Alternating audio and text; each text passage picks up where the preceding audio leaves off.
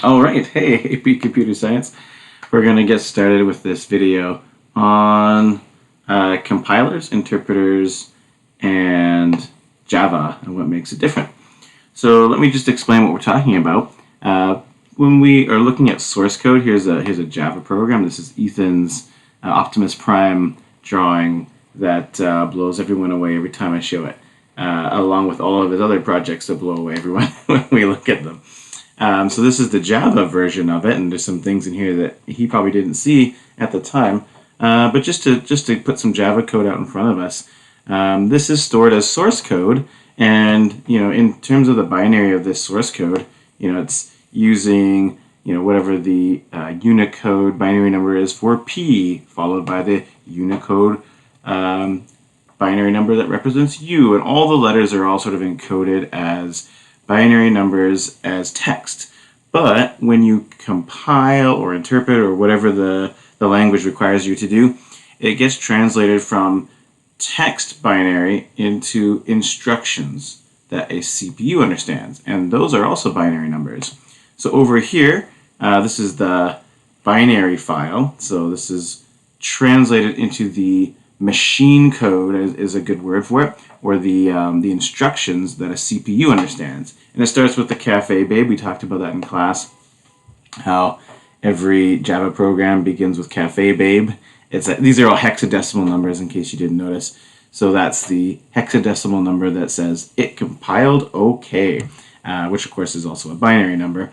And that's just one instruction, right? The instruction that says this is good. All these things, if you look through them, and it's long, like if you look over the sidebar here, like, whoa, it's very big. These are all instructions that a CPU understands. The source code is instructions that a human understands and can work with, and has lots of high-level tools and concepts like an if statement. But a computer doesn't actually understand if. Remember how it understands like truth tables and stuff using addition and multiplication to figure out logic? So this if statement, I don't know where it is in this binary, I couldn't tell you, but that if statement would be turned into some kind of fetching of numbers from the computer's memory that represent whatever these parameters are or arguments are, and it would then use addition to combine them together and then return some kind of an answer as true or false. And those operations, things like fetch a number from this memory register and add these two numbers together, are the kind of instructions that a CPU understands. And we don't have to, do all that complicated stuff in order to just ask an if statement anymore. Like we could do that still. It is still a possible thing. You can still code at that lowest level.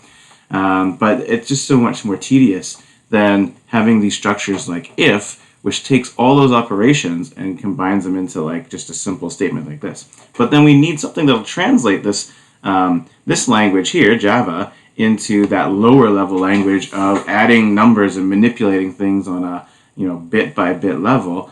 And those are compilers and interpreters. So they work in different ways. And the end of this story, we'll talk about how Java kind of combines the two together. So we're going to start with compilers. Compilers are a sort of the, I guess, I don't know if it's the original way of doing it, but it's definitely a long-standing way of turning source code into the binary instructions that a computer understands. And I have these notes up here. Oh yeah, I was looking up Black Panther, big news in that. Let's not worry about that right now in the middle of this video. So these notes will be available to you on Teams, so we'll get those to you pretty quick. But basically a compiler, the idea is that this is sort of the diagram that I'd like to use. Can I make this any bigger? I think that's probably pretty good. So we have like a program, like an editor, right, that you type in source code, and source code is this here. This is the text that makes up the programming language. And the editor might do some other things like show you, oh, there's an error here, or have some debugging tools that are available to you to use. But essentially it produces this source code file that is text. It is essentially text. And then this is the compiler. This is a program that is running in your computer, and it will translate the binary file of your source code, all the text, into the binary instructions that a particular CPU understands. So it creates this file, permanent file, ever afterwards. And maybe this program was Pong, and so source code is how you've thought it out. The compiler translates it into specific machine instructions, and then this is what's called an executable file. And then ever after, you can just run this executable file, and it will bring up your game, whatever, or program, whatever is the program, right? So that's basically how a compiler works. And a compiler has a bunch of advantages and a few disadvantages that we'll talk about now. So if we look up here, there's a little chart for you to remind yourself. One of the biggest advantages is it hides the source code. If you are a company making a new fantastic piece of software, you don't necessarily want to share how all of your code works. You would like to keep that secret because you probably paid a lot of money to invest in programmers and other resources to create this code. And you don't want to just give it out and then somebody just rips it off from you. So it's nice that compilers hide the source code. The end user of, let's say, FIFA, the EA game FIFA. What do you get? You buy it from a store, maybe. I don't know, maybe people just download it now, and it comes on a DVD, right? You never see the source code. You just pop it in, and it runs the executable file. It just has the compiled machine instructions or the compiled executable file that just runs FIFA or whatever the game happens to be, right? You never mess around with the source code, and you never get to see the source code. So EA's secrets and all their revolutionary new techniques of rendering, all these players and whatever else that does, those are all hidden away. So that, will be incentivized for companies who don't necessarily want to share their code, but they want to give you a final product. So that's one advantage of a compiled language. It hides the source code from the end user. Another one is, this is probably the biggest one, is it is fast, really fast.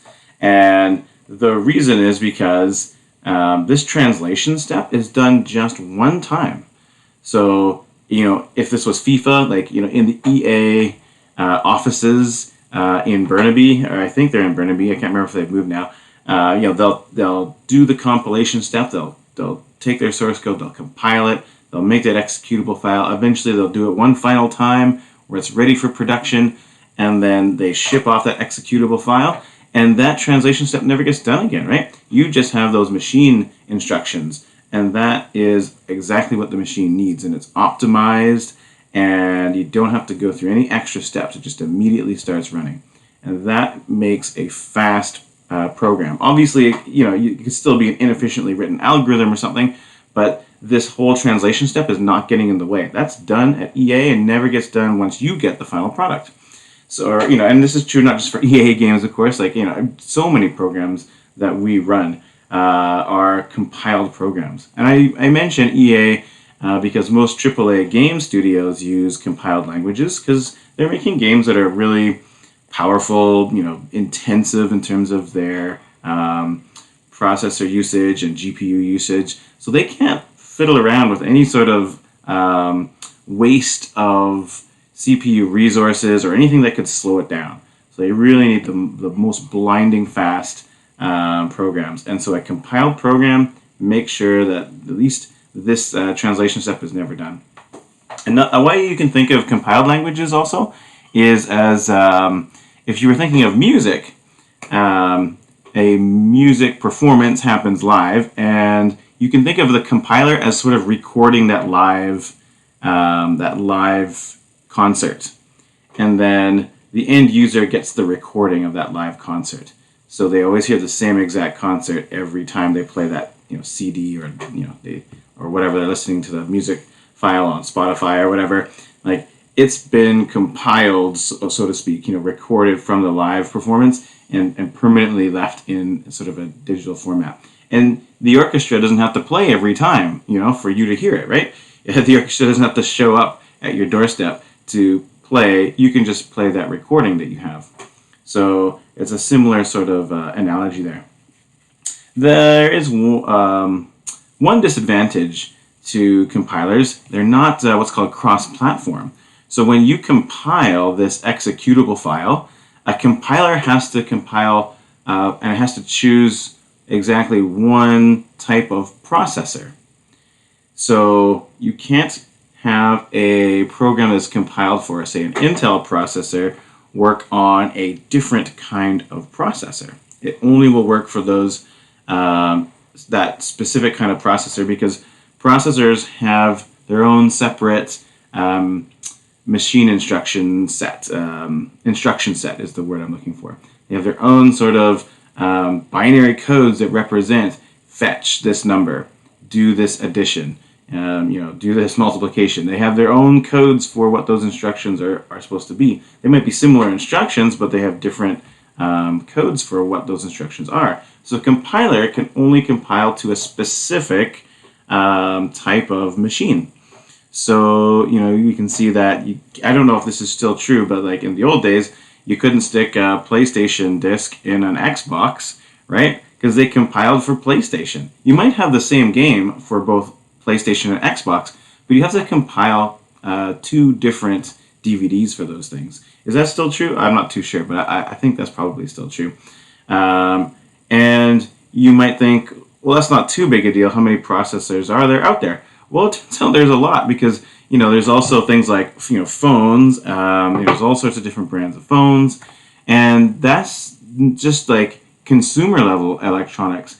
There's computers in your car. There's computers in vending machines. There's computers in gas pumps. There's computers in, I can keep going. There's so many computers that all use all sorts of different power level of processors. Some are smaller and low energy, and all sorts of different kind of processors out there in the world. So this compiled executable file will run only on the exact machine that you chose to compile for. So that's a bit of a disadvantage. So that's the compiler. All right. I'm going to stop the video there because I think it might be nice to have 3 separate smaller videos. I'll do another video coming right up now on a different kind, the interpreter, and the third video will be about how Java kind of combines these together. Oh, I should just mention one last thing. Some examples of compiler languages are the famous C programming language, C and C++. A lot of people hear about that. If you are going into electrical engineering, or even definitely still software engineering, these are the programming languages that people often make for any kind of hardware, or not necessarily every kind of hardware, but these are common choices. C++ is often used for a lot of games, and the compiler is the big thing about it, right? I know a friend who was working on noise cancellation systems for cars. I don't know if you have this in your car, but some of the more high-end models of cars will play a noise in your car that will cancel out other noises to make it more quiet inside your car. So he was writing that in C, and he needed it to be so fast. And so C, even though it was written in the 1970s, is still this compiled language that's so efficient to work with hardware and other things.